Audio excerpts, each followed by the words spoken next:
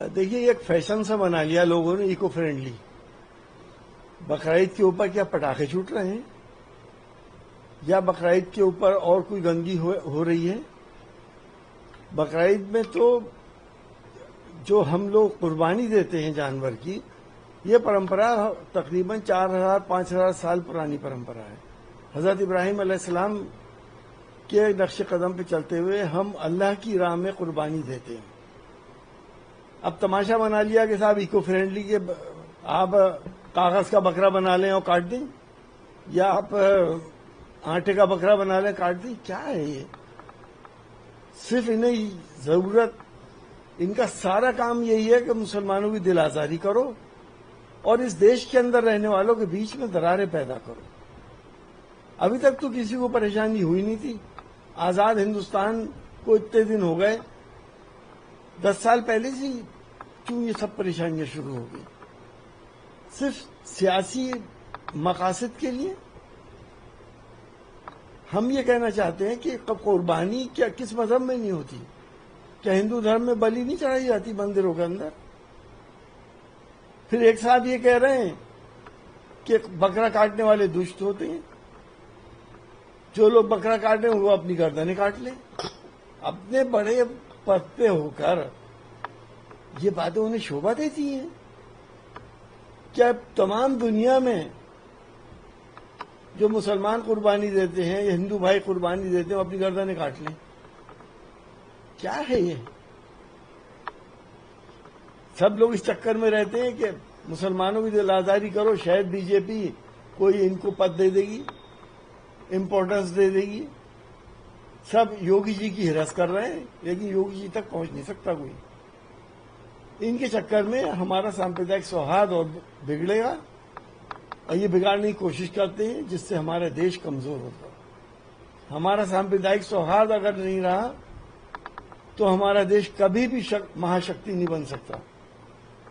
हमें प्यार मोहब्बत से जीना है जैसे हम जीते आए हैं और रहते रहेंगे। ये 10% लोग ये ना समझें कि इस देश के ऊपर सिर्फ उनकी जागीर है, ये सबका है।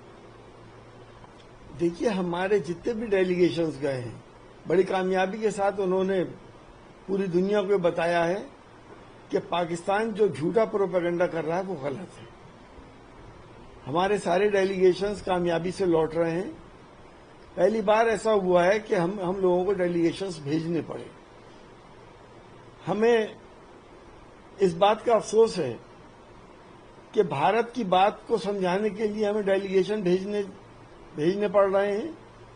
आज ये नौबत क्यों आई? क्या पाकिस्तान का प्रोपेगेंडा, पाकिस्तान का झूठ हमारे पर हावी हो गया? हम ऑपरेशन सिंदूर की कामयाबी तो हुई है। सारी दुनिया जानती है कि पाकिस्तान आतंकवाद की नर्सरी है। हम ये नहीं समझाने नहीं गए थे कि आतंकवाद की नर्सरी है। हम उनके झूठ को न्यूट्रलाइज करने गए थे। हमने अपने देश का पक्ष रखा और बहुत अच्छी तरह से रखा, बगैर किसी पार्टी की बाधाएं और उनकी सीमाएं तोड़कर सभी लोगों ने देश के लिए काम करा। मैं उन तमाम लोगों को मुबारकबाद भी देता हूं जिन्होंने भारत का मान सम्मान विदेशों में बढ़ाया। आपातकाल को कब तक पीटते रहेंगे? आपातकाल तो इस वक्त भी लगा हुआ है। क्या बोलने की आजादी है? क्या हमारे चैनल अपने हिसाब से बात कर सकते हैं? अगर आप सच्चाई दिखा देंगे तो चैनल बंद हो जाएंगे या जेल चले जाएंगे। क्या देश की दूसरी बड़ी आबादी मुसलमान प्रताड़ित नहीं हो रहा इस वक्त? क्या उसके साथ इंसाफ हो रहा है? क्या भ्रष्टाचार अपनी चरम सीमाओं पर नहीं है? रिश्वत का बाजार गर्म है और रेट और ज्यादा बढ़ गए, दुगने तिगने हो गए।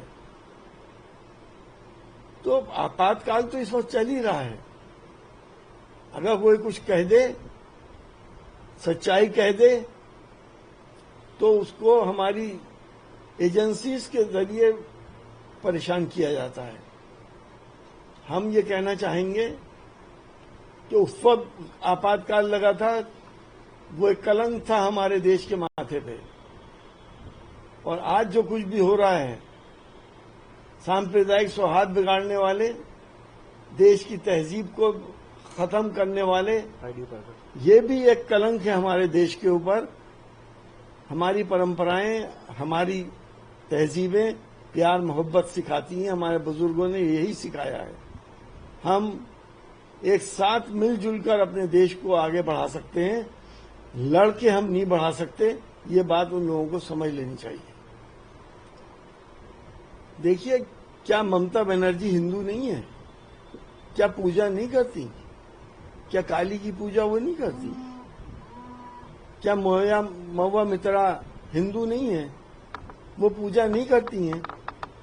लेकिन पूजा को और अपनी देवी देवताओं का व्यवसायीकरण नहीं करती राजनीति में। वहां पे हिंदुओं के साथ अगर किसी ने भी कुछ किया है तो उसको सजा मिल रही है, लेकिन पूरे हिंदुस्तान में मुसलमानों के साथ जो कर रहे हैं, खुलेआम जो मॉब लिंचिंग हो रही है और जो उनको टॉर्चर किया जा रहा है, तो देश में क्या उनको सजा मिल रही है? मॉब लिंचिंग करने वालों के गले में मालाएं डाली जा रही हैं नेताओं के द्वारा।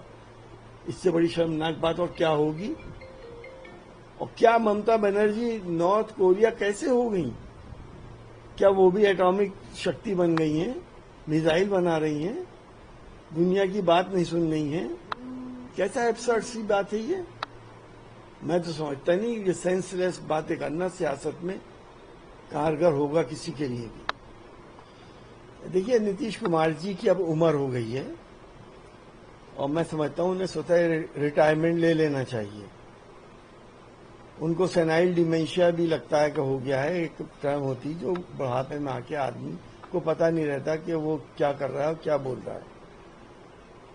कानून व्यवस्था के मामले में रोज क्राइम हो रहे हैं, रोज रेप हो रहे हैं। वहां पे हालात बहुत खराब है। डबल इंजन की सरकार चल रही है। डिप्टी चीफ मिनिस्टर तो बीजेपी के ही हैं, वो क्या कर रहे हैं? तो हम तो सही समझते हैं कि आरजेडी जो बात कह रही है बिल्कुल सही है। कानून व्यवस्था नाम की वहां पे कोई चीज नहीं है। ऐसी उम्मीद नहीं थी उनसे कि वो ऐसा बयान देंगे या उन्होंने ऐसा किया होगा। ये युद्ध की स्ट्रेटेजी तो है नहीं। आप अपने दुश्मन को पहले से ही आगाह कर रहे हैं कि हम आपके ऊपर हमला करने वाले हैं, आतंकी ठिकानों पर हमला करने वाले हैं, तो जाहिर सी बात है वो सब पाकिस्तान की सरकार की सपोर्ट से चलते हैं। जितने भी आतंकवादी ठिकाने हैं उन्होंने वहां से आतंकवादियों को रखा होगा क्या? आतंकवादी तो भाग ही गए होंगे, बिल्डिंग ही तो हमने गिरा दी।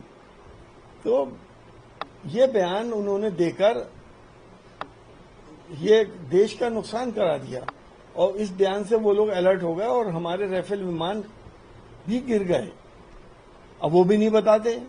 वो तो chief of the air staff ने बता दिया कि गिरना इतनी बड़ी बात नहीं है, बल्कि क्यों गिरे ये देखना पड़ेगा। तो देश से छुपाते क्यों है हर बात को? जंग है, गिरते भी रहते हैं और मारते भी रहते हैं। देखिए, एक फैशन सा बना लिया लोगों ने, इको फ्रेंडली। बकरीद के ऊपर क्या पटाखे छूट रहे हैं या बकरीद के ऊपर और कोई गंदगी हो रही है?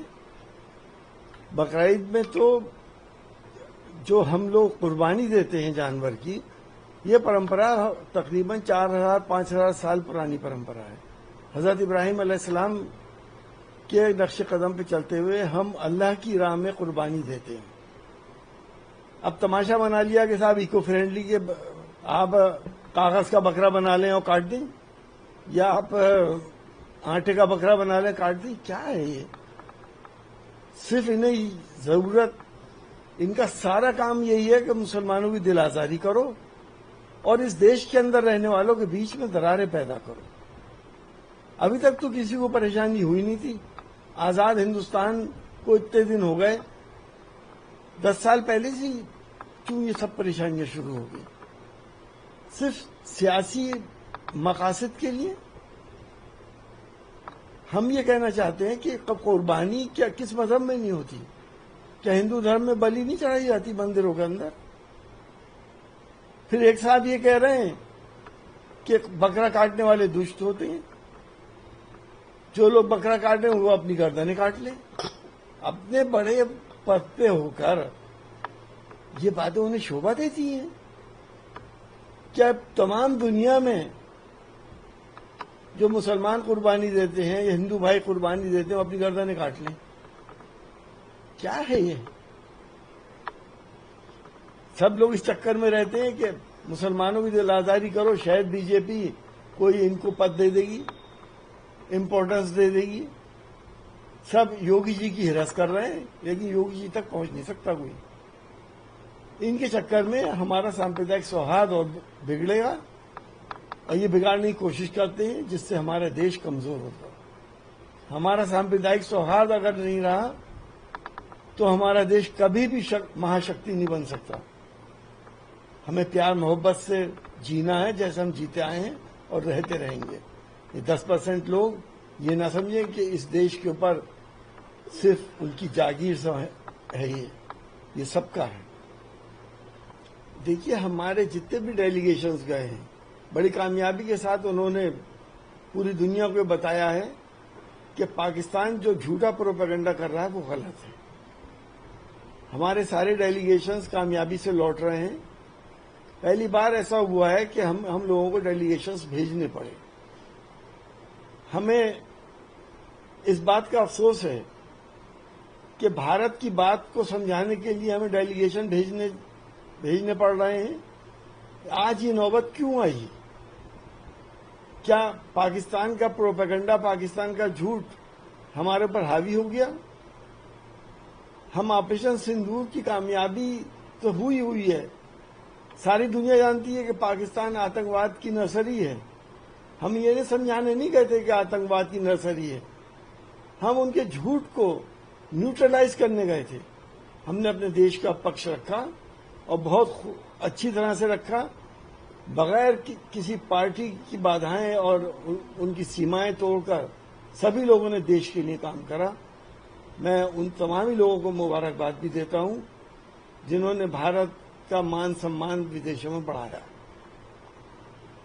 आपातकाल को कब तक पीटते रहेंगे? आपातकाल तो इस वक्त भी लगा हुआ है। क्या बोलने की आजादी है? क्या हमारे चैनल अपने हिसाब से बात कर सकते हैं? अगर आप सच्चाई दिखा देंगे तो चैनल बंद हो जाएंगे या जेल चले जाएंगे। क्या देश की दूसरी बड़ी आबादी मुसलमान प्रताड़ित नहीं हो रहा इस वक्त? क्या उसके साथ इंसाफ हो रहा है? क्या भ्रष्टाचार अपनी चरम सीमाओं पर नहीं है? रिश्वत का बाजार गर्म है और रेट और ज्यादा बढ़ गया, दुगने तिगने हो गए। तो आपातकाल तो इस वक्त चल ही रहा है। अगर कोई कुछ कह दे, सच्चाई कह दे, तो उसको हमारी एजेंसीज के जरिए परेशान किया जाता है।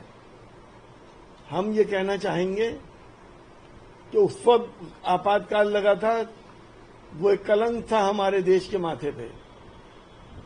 और आज जो कुछ भी हो रहा है, सांप्रदायिक सौहार्द बिगाड़ने वाले, देश की तहजीब को खत्म करने वाले, ये भी एक कलंक है हमारे देश के ऊपर।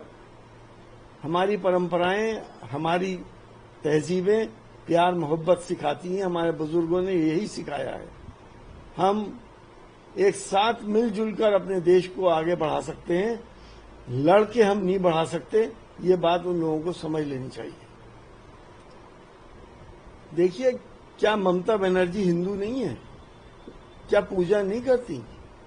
क्या काली की पूजा वो नहीं करती? क्या महुआ मित्रा हिंदू नहीं है? वो पूजा नहीं करती हैं, लेकिन पूजा को और अपनी देवी देवताओं का व्यवसायीकरण नहीं करती राजनीति में। वहां पे हिंदुओं के साथ अगर किसी ने भी कुछ किया है तो उसको सजा मिल रही है, लेकिन पूरे हिंदुस्तान में मुसलमानों के साथ जो कर रहे हैं, खुलेआम जो मॉब लिंचिंग हो रही है और जो उनको टॉर्चर किया जा रहा है, तो देश में क्या उनको सजा मिल रही है? मॉब लिंचिंग करने वालों के गले में मालाएं डाली जा रही हैं नेताओं के द्वारा। इससे बड़ी शर्मनाक बात और क्या होगी?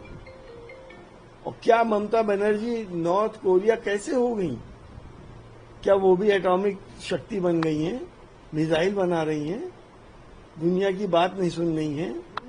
कैसा एब्सर्ड सी बात है ये? मैं तो समझता नहीं ये सेंसलेस बातें करना सियासत में कारगर होगा किसी के लिए भी। देखिए, नीतीश कुमार जी की अब उम्र हो गई है और मैं समझता हूं उन्हें स्वतः रिटायरमेंट ले लेना चाहिए। उनको सेनाइल डिमेंशिया भी लगता है कि हो गया है। एक टर्म होती जो बुढ़ापे में आके आदमी को पता नहीं रहता कि वो क्या कर रहा है और क्या बोल रहा है। कानून व्यवस्था के मामले में रोज क्राइम हो रहे हैं, रोज रेप हो रहे हैं। वहां पे हालात बहुत खराब है। डबल इंजन की सरकार चल रही है। डिप्टी चीफ मिनिस्टर तो बीजेपी के ही हैं, वो क्या कर रहे हैं? तो हम तो सही समझ